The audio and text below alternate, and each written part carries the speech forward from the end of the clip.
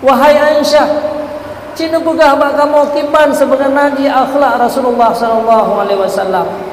Maka secara umum Aisyah menjawab, akhlaqul Quran.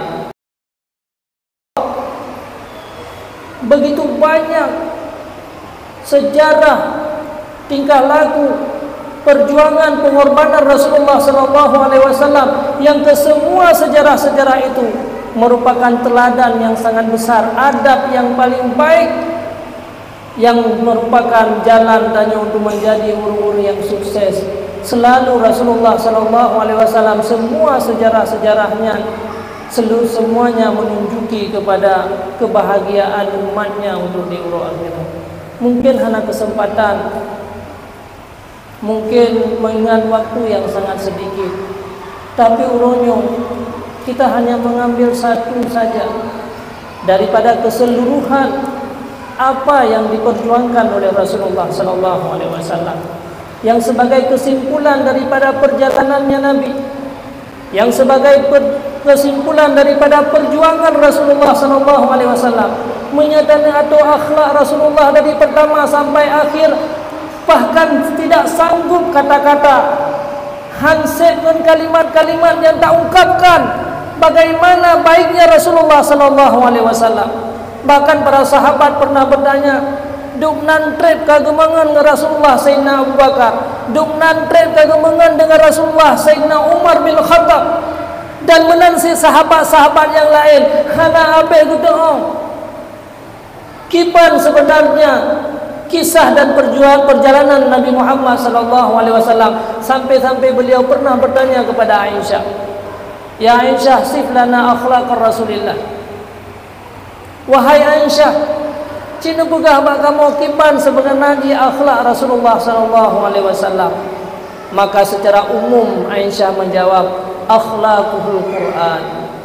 Kalau saudara ingin melihat bagaimana tingkah laku dan akhlak Rasulullah, akhlaknya adalah Al-Quranul Karim.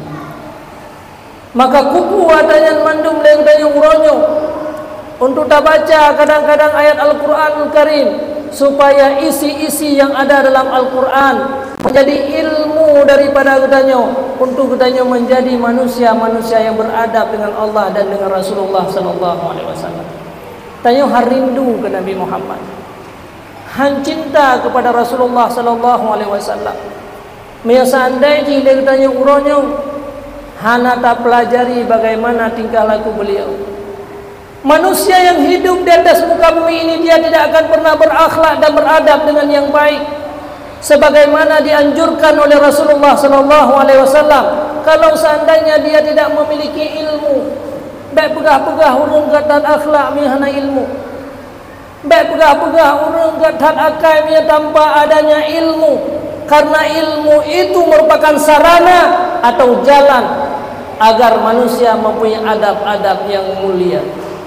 Nadum-nadum na kalimat-kalimat bagdayo padahal menail medan, tapi cukup buat adab itu tidak, saudaraku sekalian.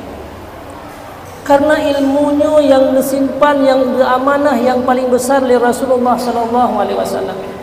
Menyangkutannya tak baca kitab-kitab tasawuf, nyo lagi kitab Sirajul Talibin, kita baca kitab Ihyaul Ulumuddin, yang seluruh isi-isi kitabnya diajarkan tentang akhlak manusia, yang semua kitab-kitab yang dikarang oleh Imam Al-Ghazali mengajarkan dalam tasawufnya bagaimana adab-adab katanya, adab wateka dengan waktu, adab dengan manusia, adab dengan Allah.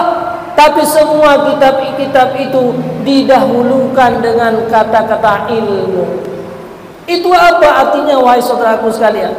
Ada tabuk Sirajul Talibin bab ilmu yang disampaikan, baru disampaikan adab. Ada tabuk kitab Ihya Ulumuddin fontan ila babul ilmi, baru disampaikan akhlak-akhlak yang lebih tinggi. Maka itu membuktikan salah satu sarana jalan tanya untuk beradab, berakhlak dengan akhlaknya Rasulullah, itulah butuh katanya kepada ilmu.